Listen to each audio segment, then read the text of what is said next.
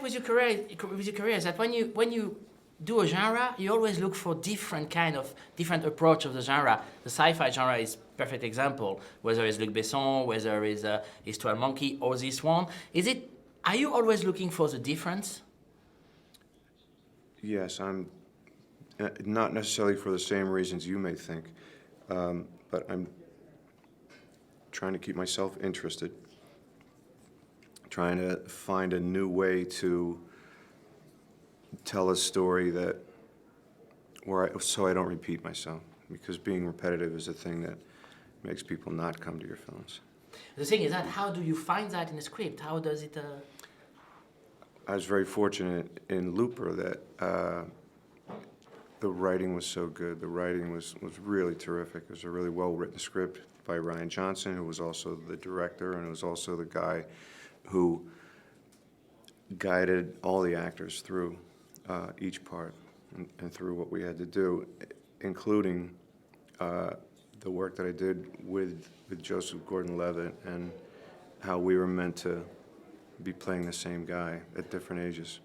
I like the word you use, guiding. It's exactly what we feel when we're in this story. We are guides through the complexity of it, but we don't really care because we're into the action and we're into it. Is it the same for you?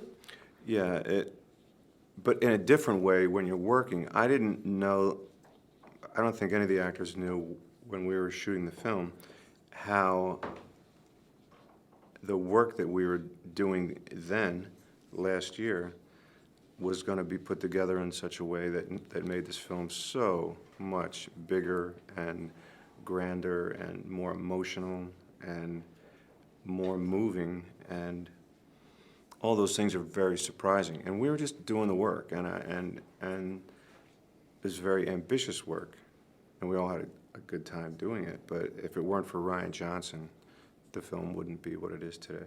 Did you know Brick? Did you see his previous work?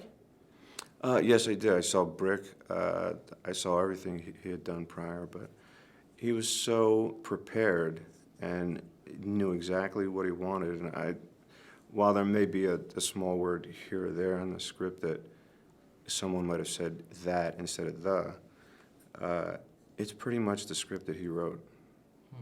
You always also going for young director. You're not afraid of that. You always look to movies, looking for new voices. Is it also a constant in your choices in your career? Is it?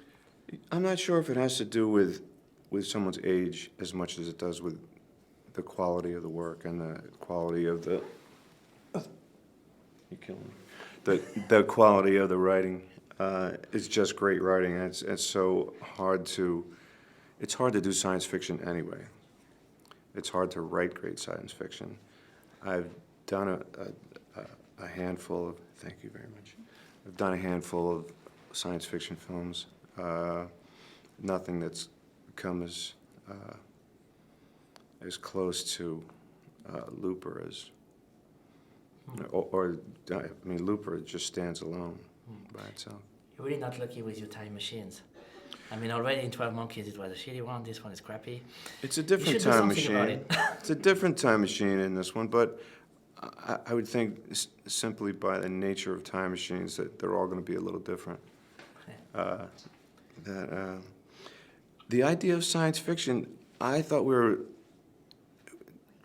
we started shooting this film and when I read the film, when I read the script, I thought that the story was going to be much more about time travel or much more about what the film really has become. And the film is much more about what human beings need and what we are prepared to do in order to get something, in order to achieve our goals. And also, as an audience member, it's we ask ourselves this question of time travel, Yes. But then you turn yourself out. I mean, when you talk with the pivotal scene of the movie, when you talk with Joseph Gordon-Levitt in the diner, they got rid of all those questions. Did you notice that the movie was changing at this moment, that it was becoming something else? Yes, I did notice that. And while we talked about it, and we took a very brief approach to trying to explain time travel, Ryan Johnson and all the actors kind of said, "Oh, okay, here's time travel," but you don't have to think about that. You don't have to worry about that because very little time travel happened after that diner scene. It's true. Yeah. And there's also this beautiful scene in Shanghai when he's starting his new life, and it's a totally different movie. montage, Tell me about shooting over there, and how was it?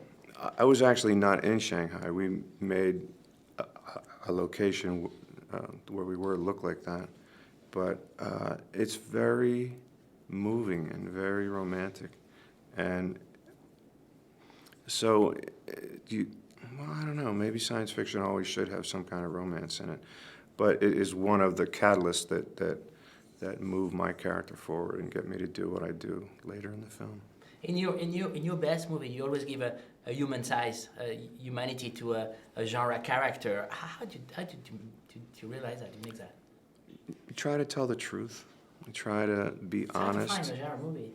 Difficult to find. It was on the page in this film. It was written down, and the goals of everyone, of Joseph Gordon-Levitt, of the bad guys, of the gangsters, of Emily Blunt, my goals, were all pretty clearly laid out, and they're all based on human emotion and on human needs.